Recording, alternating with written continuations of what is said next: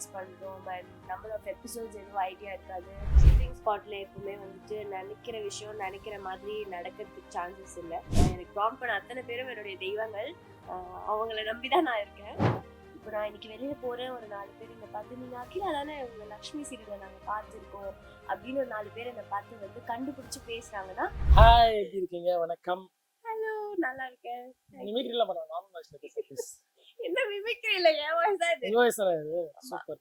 இப்போ என்ன ஏதோ ஃபங்க்ஷன் நடக்குது, என்கேஜ்மென்ட் பண்றாங்க, என்ன பண்றது? அது என்னுடைய காதலருக்கும் அவருடைய காதலிக்கும் என்கேஜ்மெண்ட் பண்றாங்க. மன வருத்தத்துல இருக்கேன். இப்போ உங்களோட வாழ்க்கை அவ்வளவுதான். என்னங்க அவ்வளவுதான்? அப்போ ஸ்டெத்தஸ்கோப் கொடுத்தது, பார்க்ல பீச்ல எவ்வளோ கலந்தது, பைக்ல போனது, இந்த பசங்களே இப்படிதான் இருக்காங்க, என்ன பண்றது? ஓ ஓகே. என்ன என்ன ட்ராக் போகுது இப்போ? ஆக்சுவலி என்ன நடக்க போகுது? என்ன நடக்க போகுதுன்னு சொல்லாமா? சொல்லலாம், தாராளமா சொல்லலாம். ஓகே, என்ன நடக்க போகுது அப்படின்னா, அகிலா வந்துட்டு இது எல்லாத்தையும் ஹேண்டில் பண்ண முடியாம ஒரு கோலத்தனமா ஒரு முடிவு எடுத்து சூசைட் பண்ண போறாங்க. வெச் யாருமே பண்ணக்கூடாது அந்த மாதிரிலாம், பட் அந்த மாதிரி பண்ண போறாங்க. சரி, மன வருத்தமா இருக்கும்ல, இவ்வளவு சீரியஸா ஒரு பையனை காதலிச்சுட்டு அவங்க வந்துட்டு வேற பொண்ணோட சேர்ந்து வாழ்றது எப்படி ஒரு பொண்ணால பார்க்க முடியும்? ஓகே, இப்போ செத்துருவாங்களா இருப்பாங்களா? அகிலா நீங்க என்ன ஆகணும்னு நினைக்கிறீங்களோ அதான் நடக்கும். அகிலாவும் கதிரும் சேரணும், அதுதான் எங்களோட ஆசை. ஆசைப்பட்டா அதை நடத்தி வைக்கிறது. ரொம்ப டார்ச்சர் பண்ணீங்கல்ல? நானா டார்ச்சர் பண்ணது? கதிர் டார்ச்சர் பண்ணாரா? கடத்திட்டு போறது, இந்த மாதிரி வேலைகள் பண்றது கதிர். அது கைண்ட் ஆஃப் லவ்ங்க அது.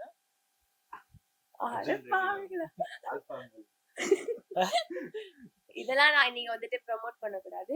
ஓகே, அது it's a kind of love அப்படின்னு புரிஞ்சிட்டு தான் அகிலா வந்துட்டு இப்பயும். சரி, எப்படி லவ் பண்ணுவீங்க சொல்லுங்க.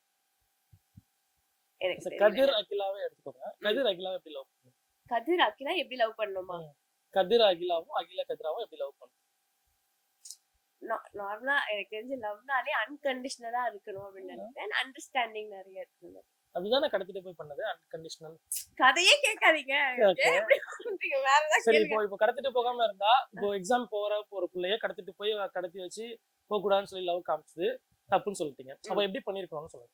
எப்படி பண்ணிருக்கணும்னா, அகிலா வந்து கிளியரா அவங்க கிட்ட சொன்னாங்க, இந்த மாதிரி வந்துட்டு எக்ஸாம் எழுதணும், நான் வந்துட்டு பாஸ் ஆகணும், இதுதான் இம்பார்ட்டன்ட், கரியர் ஸ்டேபிள் ஆனதுக்கு அப்புறம் கண்டிப்பா நம்மள சேர்த்து வைக்கிடுவாங்க அப்படின்னு அகிலா பேசினாங்க. அத கதிர் புரிஞ்சுக்கல, எங்க பிரிச்சிருவாங்களோங்கிற பயத்துலதான் அந்த ஃபுல் டிராமா எல்லாம் பண்ணாரு. பட் இதை புரிஞ்சுக்கிட்டு எக்ஸாம் எழுத விட்டுருந்தா இவ்வளவு பெரிய பிரச்சனையே நடந்திருக்காது, இவ்வளவு பெரிய ஒரு ஹார்ட் பிரேக்கே இருந்திருக்காது. சீரியல ஊத்தி மட்டும் போயிருக்கலாம். அது உண்மைதான். ஓகே, இப்போ இந்த செட் சீரியல் எப்படி ஜாலி எப்படி போயிட்டு இருக்கு? லக்ஷ்மி செட் வந்து என்னோட ஃபேவரட் செட். ஏன்னா ஒரு செட்லயுமே வந்துட்டு ஒரு டெக்னீஷியன் செட் ஆவாங்க, இல்ல ஆர்டிஸ்ட் செட் ஆவாங்க, ஒரு அந்த வைப் ஒன்று கிரியேட் ஆகணும். லக்ஷ்மி செட்ல வந்துட்டு ஒரு மாதிரி ஃப்ரீயா இருக்க முடியும். ஆர்டிஸ்டும் ஒரு மாதிரி செட் ஆயிட்டாங்க, டெக்னீஷியன்ஸ் எல்லாரும் ரொம்ப ஈஸியா இருக்கு ஒர்க் பண்றதுக்கு. ஸோ இங்க வந்தா கொஞ்சம் அப்படி மென்டல் ப்ரெஷர் இப்படி கம்மியாகக்கூடிய ஒரு நிலைமைக்கு வந்தது. ஓ அப்படியா? நிஜமாவா? உண்மை, சத்தியமா. இவ்வளவு நேரம் சொன்னதுல இது ஒரு உண்மை. சரி, இப்போ போய் சொல்லலாமா? ஓகே, செட் எப்படி உங்களுக்கு பிடிக்குமா பிடிக்காதா? எனக்கு ரொம்ப பிடிக்கும். இப்போ முன்னாடி போய் செட் கேட்டது எனக்கு ரொம்ப பிடிக்கும். போய் சொன்னா இப்போ பிடிக்கும்னு சொல்லிட்டீங்க. இப்போ இது போய் ஆயிடுச்சுல. இப்போ சிச்சோ ரைட்டா மறந்துட்டேன், இன்னொரு வாட்டி கேளுங்க. இல்ல போய் சொன்னா நீங்க செட் பிடிக்கும்னு சொல்லிட்டீங்க. அப்ப செட் பிடிக்காது இல்ல? இல்ல, எனக்கு சரி உண்மை சொல்லுங்க. செட் பிடிக்கும். சரி போய் சொல்லுங்க. செட் பிடிக்காது. இப்போ உண்மை சொன்னதுக்கு போய் சொன்னது கரெக்ட் ஆயிடுச்சு. இப்போ ஓகே ஓகே. இப்போ ரொம்ப பிடிச்ச ஃபேவரட்டான ஒரு ஆர்டிஸ்ட் லக்ஷ்மி செட்லனா? லக்ஷ்மி செட்ல என்னோட ஃபேவரட் கோ ஆர்டிஸ்ட் அப்படின்னா கீர்த்தி. கோகிலாவா பண்றா இதுல. ஓகே, ஏன் அவ ஃபேவரட் அப்படின்னா, இந்த ஒரு ரேப்போ எனக்கு இது வரைக்கும் யாரு கூடயும் வந்ததுல. எப்பவுமே வந்துட்டு மூத்தவங்களோட, இன்னும் வயசுல மூத்தவங்களோட ஒர்க் பண்ணிட்டு ஒரு ரெஸ்பெக்ட் அப்படிலாம் இருந்திருக்கு. பட் இவர் நம்ம வயசு அப்படின்ட்டு ஃபர்ஸ்ட் ஒரு ஃப்ரெண்டான ஒரு பர்சன் அவ இந்த செட்ல. ஸோ அதனால அவ எனக்கு ஃபேவரட். என்ன வேணா பேசலாம், என்ன வேணா ஷேர் பண்ணலாம், அந்த மாதிரி. சூப்பர். பிடிக்கவே பிடிக்காதுல யாரு? அப்படிலாம் யாரும் இல்லையே. சொல்லிதான் வரணும். அதெல்லாம் சரி போய் சொல்லுங்க. போய் சொல்லவா? பிடிக்கவே பிடிக்காதுல எங்க டைரக்டர். இதுதான் உண்மை. போய் சொல்லுங்கன்னு சொல்லிட்டீங்க. அத கட் பண்ணிடுவோமே. பிடிக்கவே பிடிக்காது யாரு கேட்டா எங்க டைரக்டர். அப்படிதான் வரும். இல்ல போயினாலுமே பிடிக்கவே பிடிக்காது. மாத்தி சொல்றேன், சரி உண்மையா சொல்றேன். இப்போ ஓகே, எங்க மேனேஜர் பிடிக்கவே பிடிக்காது. சத்தியமா அவர் பிடிக்கவே பிடிக்காது எனக்கு. ஓகே, ஏன் அப்படி? தெரியல, ஒரு மாதிரி இரிட்டேட்டிங்காவே இருக்கும். பேச பார்த்தா நோண்டிக்கிட்டே இருப்பாரு, டேட் சொல்லிட்டே இருப்பாரு. இன்னைக்கு இத்தனை மணிக்கு நீ வரலனையா, டைமுக்கு வரல, ஃபர்ஸ்ட் ஷாட்டுக்கு வரல, திட்டிக்கிட்டே ஏன் இருக்காரு. வர மாட்டீங்க டைம்க்கு? ஏன் ஃபர்ஸ்ட் ஷாட் வர மாட்டீங்க? அது அந்த மாதிரி என்னைக்காச்சும் ஒரு நாள் நடந்துரும்ல, ஓகே. டெய்லியா வராம இல்ல இருப்பாங்க. திட்டிட்டே இருப்பாருன்னு சொன்னீங்கல்ல, என்னைக்காச்சும் ஒரு நாள் தான் திட்டி இருக்க அவரோட போறாரு. வாய்ஸே அப்படி. ஓகே.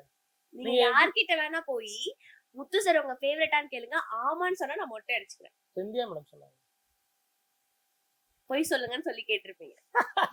கரெக்டா? சரி, எப்படி நீங்க இன்னுமே சைல்ட் ஆர்டிஸ்டாவே இருக்கீங்க? ஏன்னா நான் ஒரு சைல்ட் தான், இல்ல புரியல. நான் ஒரு குழந்தை. எத்தனை வருஷம் நடிக்க ஆரம்பிச்சிருக்கீங்க? 10 இயர்ஸ் இருக்கும்போது, 10 இயர்ஸ் 10 வயசுல நடிச்சிட்டு இருந்து. எப்போ நடிப்பீங்க? ஆ? என்ன? இல்ல 10 இயர்ஸ் நடிச்சிட்டு இருக்கேன்னு சொன்னீங்க. எப்போ எப்போதுல நடிக்க ஆரம்பிச்சேன்னு கேட்டேன். 10 வயசு இருக்கும்போது நடிக்க ஆரம்பிச்சேன். நடிச்சுக்கிட்டே தான் இருக்கேன். இப்போ எத்தனை வருஷமா நடிக்கிறீங்க? 14 இயர்ஸ். 10 14. வயசு கால்குலேட் பண்ணிட்டீங்களா? அப்படியா? அவ்வளவுதானா? அவ்வளவுதான். ஓகே. இல்ல இல்ல குழந்தைன்னு சொன்னேன்ல, ரொம்ப வருஷமா உங்களை பார்த்துட்டு இருக்கிறதுனால எப்படியும் அப்படி இருக்கும். நானும் இப்ப குழந்தையா தான் இருந்திருப்பேன். அதை நோட்டீஸ் பண்ண மறந்துருப்பீங்க. Okay okay super. இப்போ பிடிச்சவங்க பிடிக்காதவங்க சொல்லியாச்சு. உங்களை பத்தி அகிலா பத்தி சொல்லுங்க. அகிலா பத்தி, அகிலா வந்து என்னதான் பிரச்சனை அவளுக்கு போட்டு சாவடிக்கிறா? இந்த யார் மாதிரி சாவடி- இருக்காங்க. யார சாவடிக்கிறா? ஓகே. அகிலா வந்து ஒரு ஒரு என்ன சொல்றது, ரொம்ப ஒரு நல்ல பொண்ணு. இல்லையா, நீங்க அடங்க பார்த்து- மாட்றா, சொல்ற பேச்சு கேட்க மாட்றா, யார் மாங்க சொல்ற வச்சு பேச்சு பேசுறா. கேட்கல? நிறைய கம்ப்ளைண்ட் இருக்கு. லவ் பண்றவங்களுக்கு உண்மையா இருக்காங்க. ஓகே. அக்கா படிக்கணும்னு நினைக்கிறாங்க, அதுக்கு கரெக்டா படிச்சு அந்த வேலையெல்லாம் பாக்குறா. ம். ரெஸ்பான்சிபிளான பொண்ணு. இன்னும் வேற என்னங்க பண்ணணும் ஒரு பொண்ணு? லவ் பண்றவனுக்கு உண்மையா இருக்கீங்க, ஓகே. ம். ஆனா ஃபேமிலி ஏமாத்திட்டு போனை ஒளிச்சு வச்சுட்டு ஓடி போறீங்களா? அது என்னது? கொஞ்சம் எல்லாத்தையும் லவ் லைஃப் பேலன்ஸ் பண்ணும்போது அந்த மாதிரி பிரச்சனைகள் நடக்கும். லவ் பண்ற உண்மையா இருக்கீங்க, ஓகே. ஆனா அம்மா திட்டுவாங்க, லவ் ஸ்டெப் போக மாட்டேன், லவ் பண்ண ஆனா போக நான் மாட்டேன். படிக்கிறத நிப்பாட்டல குடும்பத்துக்காக, அதாவது அகிலா. Okay okay. அந்த மாதிரி அதனால பேலன்ஸ் ஒண்ணு பண்ணும்போது மட்டும் பேலன்ஸ் பண்றது சின்ன சின்ன இந்த மாதிரி பிசுறு நடக்கும். தட்ட ஆரம்பிக்கும். ஆமா. இப்போ அகிலாக்கும் நேகாக்கும் என்ன வித்தியாசம்? அகிலாக்கும் நேஹாக்கும் நேஹா நல்ல செல்ஃபிஷ். ஐ திங்க் அந்த மாதிரி ஒரு ட்ரேட் எல்லாருக்குமே இருக்கணும் தலைப்பு அவங்கவுங்க லைஃப்னு வரும்போது. சோ அந்த அளவுக்கு செல்ஃப்லெஸ்ஸா யாருமே இருக்க முடியாது. செல்ஃபிஷ்னா நான் எல்லா விஷயத்தையும் சொல்லல, நமக்குன்னு சில விஷயங்கள் வரும். அந்த மாதிரி இந்த ஒரு ஜெனரேஷன்ல இருக்கிறது நல்லதுன்னு நான் நினைக்கிறேன். ஸோ அகிலாக்கும் நேஹாக்கும் இருக்கிற ஒரு டிஃபரன்ஸ்னா அது செல்ஃபிஷ்னஸ் தான் சொல்லுவேன். என்ன ஒற்றுமை இருக்கும் அகிலாக்குள்ள? ஒற்றுமையா? இதோ இந்த மாதிரி லூசுத்தனமா என்ன பண்ணாலும் பின்னாடி போய் லவ் பண்ணிட்டு சுத்துறது. சூப்பர், வாழ்த்துக்கள். அப்புறம் நெக்ஸ்ட் ப்ராஜெக்ட்ஸ் என்ன போயிட்டு இருக்கு அடுத்து? என்னுமே போல எதுவுமே போல. என்னுமே போல இப்போதைக்கு லக்ஷ்மி மட்டும் தான் ஆக்ஷன் பண்ணிட்டு மட்டும் தான். சூப்பர். இது இல்லாம சீரிஸ், ஷார்ட் ஃபிலிம்ஸ் எதுவுமே இல்ல, லிட்டரலி எதுவுமே இல்ல. இதுவே போதுன்ற மாதிரி இருக்கா இப்போதைக்கு? அந்த மாதிரி கிடையாது. ஓகே. பட் இப்போதைக்கு இது போதும் அப்படின்ட்டு. ஆர்டிஸ்ட் பத்தி நிறைய பேசிட்டீங்க. ம். இப்போ director, co director, cameraman, technicians, இப்போ வந்து செட்டர்ஸ்டன்ஸ், அவங்க எல்லாம் எப்படி ஒரு சீரியலுக்கு ஒரு எவ்வளவு இம்பார்ட்டண்டா இருப்பாங்க உங்க பாயிண்ட் ஆஃப் வியூ? சீரியலுக்கு நான் சொன்ன மாதிரி இவங்க எல்லாருமே வந்துட்டு ஒரு நல்ல ரேப்போல இருக்க வேண்டியது ரொம்ப ரொம்ப இம்பார்ட்டன்ட். இவங்களுக்குள்ள ஒரு சின்ன ஈகோ கிளாஷ் அப்படி இப்படி இருந்ததுன்னா அந்த டீம் சரியா வந்துட்டு இதுவாகாதுன்னு நான் நினைக்கிறேன். அது டைரக்டரா இருக்கட்டும், கேப்டன் ஆஃப் தி ஷிப், அவங்க இந்த டீமை எப்படி வழி நடத்துறாங்க, அதுல ஏதாவது பிரச்சனைகள் வந்துருச்சுன்னா கஷ்டமாயிடும். ஸோ அவங்க எல்லாருமே குட் ரேப்போல இருக்கிறது வந்து இம்பார்ட்டன்ட். அண்ட் இங்க அது வந்துட்டு நல்லா தெரியும். நான் இங்க சொல்லிட்டே இருப்பேன், எங்க கேமராமேனையும் எங்க டைரக்டரையும் நீங்க இப்போ ஹஸ்பண்ட் ஒய்ஃப் மாதிரி இருக்கீங்க, கண்ணுலயே பேசிக்கிறீங்க அப்படிலாம் சொல்லுவேன். ஸோ அந்த மாதிரிலாம் இங்க. சூப்பர். இப்போ சீரியல்ஸ்க்கும் மூவிஸ்க்கும் என்ன டிஃபரெண்டா நீங்க பாக்குறீங்க? சீரிஸ் பண்ணா தானே தெரியும். சீரியலுக்கும் படத்துக்கும் என்ன சீரியலுக்கும் படத்துக்கும் என்ன வித்தியாசம் அப்படின்னா, ஐ கெஸ் சீரியல் வந்துட்டு ஒர்க்கிங் ஸ்டைல் வந்து இன்னும் நிறைய ரொம்ப ஃபாஸ்டா இருக்கும். பிகாஸ் எவ்ரிடே டெலிகாஸ்ட் பண்றோம் அண்ட் நம்பர் ஆஃப் எபிசோட்ஸ் எதுவும் ஐடியா இருக்காது. ஸோ நிறைய ஒர்க் பண்ணுவோம், நிறைய நம்பர் ஆஃப் சீன்ஸ் எடுப்போம். பட் மூவிஸ்க்கு என்ன எடுக்க போறாங்க அப்படிங்கிறது எல்லாமே வந்துட்டு எது எண்டுங்கிற வரைக்கும் எல்லாமே தெரிஞ்சிடும். ஸோ அவங்களுக்கு ஒர்க் பண்ண இன்னும் நிறைய டைம் இருக்கும். ரொம்ப ஸ்லோவா ஒர்க் பண்ணுவாங்கன்னு நினைக்கிறேன். ஒரு நாள் ஃபுல்லா சீரியல்ல ப்ராம்ப்ட் எல்லாம் அடிப்பீங்க? ப்ராம்ப்ட் இல்லாமையா நடிச்சிருக்கேன் லக்ஷ்மில. லக்ஷ்மியில. எப்போ எங்க நடிச்சீங்க? நீங்க அப்ப இல்ல நடிச்சிருக்கேன். ஏதோ நடிச்சீங்களா? நிஜமா எத்தனை scene? சத்தியமா எத்தனை சீன்? நிறைய சீன் நடிச்சிருக்கேன். ஓகே. நல்ல மருது சார் டைரக்ட் பண்ணிட்டு இருக்கும் போது ப்ராம்ப்ட் தரமாட்டாரு. ப்ராம்ப்ட் இல்லாம தான் நடிச்சிருக்கேன். சூப்பர். இப்போ ப்ராம்ப்ட்ன்றது எவ்வளவு இம்பார்ட்டன்ட்? எனக்கு இல்லையா இல்ல வேணுமா? எனக்கு ரொம்ப ரொம்ப இம்பார்ட்டன்ட். அண்ட் ஒரு ஆர்டிஸ்டுக்குமே ப்ராம்ப்ட் இல்லாம நடிக்கிறது அவங்க கேரக்டருக்கு அது நிறைய இன்னும் ஒரு தூக்கி கொடுக்கும் அப்படின்னு நான் நம்புறேன். பட் எனக்கு அது முடியாது, எனக்கு மனப்பாடம் பண்ண வராது. ஸோ ப்ராம்ப்ட் எடுத்து தான் நான் இது வரைக்குமே நான் நிறைய வருஷங்கள் ப்ராம்ப்ட் எடுத்து தான் பேசியிருக்கேன். எனக்கு ப்ராம்ப்ட் பண்ண அத்தனை பேரும் என்னுடைய தெய்வங்கள். அவங்கள நம்பிதான் நான் இருக்கேன். எனக்கு மனப்பாடம் பண்ண வரவே வராது சுத்தமா. பட் அப்படி இல்லாம பேசுறது ஒரு ஆடட் அட்வான்டேஜ் தான். சூப்பர். இப்போ ஒரு ஆர்டிஸ்டா ஆகணும்னா, நீங்க ஒரு சைல்டு ஆர்டிஸ்டா உங்கள்கிட்ட கேட்குறேன், ஒரு ஆர்டிஸ்டா ஆகிறதுக்கு, ஆர்டிஸ்டா சர்வே பண்றதுக்கு என்ன குவாலிட்டிஸ் வேணும்? என்ன குவாலிட்டி? நடிக்க தெரியணும். இந்த மாதிரி இப்படி நான் சொல்ல முடியாது, தற்பேர் போய் பேச மாட்டேன் நானு. ஓகே.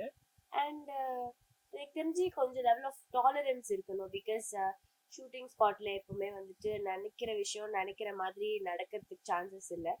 ஸோ கொஞ்சம் டாலரன்ஸ், ஒரு லெவல் ஆஃப் டாலரன்ஸ் இருக்கணும், அது போதும்னு நினைக்கிறேன். சூப்பர். உங்களோட அழகின் ரகசியம்? Manufacturing defect. அதுவும் இல்ல, நான் கேட்கல. அழகின் ரகசியம் பண்ணது அழகை பத்தி மேனுஃபேக்சர் டிஃபெக்ட் அழகுல வச்சு. ஆமா, எங்க அப்பாவும் அம்மாவும் அழகா இருக்கனால மேனுஃபேக்சரிங் டிஃபெக்ட்ங்க. ஓ அப்படியா? அப்ப லிப்ஸ்டிக் போட்டது அது வந்து enhancement. Enhancement. Yes. Super. Okay. உங்களோட மைண்ட் செட்ல, உங்களோட பாயிண்ட் ஆஃப் வியூல ஒரு அச்சீவ்மென்ட், ஒரு லெவல் ஆஃப் அச்சீவ்மென்ட்னா என்ன எதை பாக்குறீங்க? என்னோட கரியர்ல பர்சனலி எதனால ஓகே அச்சீவ்மென்ட் அப்படின்னா என்ன? நான் இப்போ என்னோட ப்ரொஃபஷன்ல நான் பாக்குற வேலையில அச்சீவ்மெண்ட் என்ன அப்படின்னு என்ன கேட்டா ரெக்கக்னிஷன். இப்போ நான் இன்னைக்கு வெளியில போறேன், ஒரு 4 பேர் என்னை பார்த்து நீங்க அகிலா தானே, உங்க லக்ஷ்மி சீரியலை நாங்க பார்த்துருக்கோம் அப்படின்னு ஒரு 4 பேர் என்னை பார்த்து வந்து கண்டுபிடிச்சு பேசுறாங்கன்னா அந்த ரெக்கக்னிஷன் ஒரு ஆர்டிஸ்டுக்கு, ஒரு ஆக்டருக்கு ஒரு பெரிய அச்சீவ்மெண்ட்னு நான் நினைக்கிறேன். பிஹைண்ட் மை மீடியாவை லைக் பண்ணுங்க, ஷேர் பண்ணுங்க, சப்ஸ்கிரைப் பண்ணுங்க. தேங்க்யூ.